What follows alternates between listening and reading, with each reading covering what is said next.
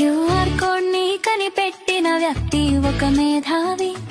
ఒక చిన్న ఫోటోలో ఎంతో సమాచారం దాచిపెట్టేలా తయారు చేశాడు. ఇది ఎలా పని చేస్తుందో ఒక పాటతో తెలుసుకుందాం, వింటారా? క్యూఆర్ కోడ్ లో ఉండే నలుపు బాక్స్లు ఒకట్లను సూచిస్తాయి, మరియు తెలుపు బాక్స్లు సున్నాలను సూచిస్తాయి. ఎందుకంటే కంప్యూటర్లు సున్నాలు మరియు ఒకట్లను తోనే మాట్లాడుకుంటాయి. ఉదాహరణకి అనే అక్షరం నీ కంప్యూటర్ ఒక నంబర్తో అర్థం చేసుకుంటది.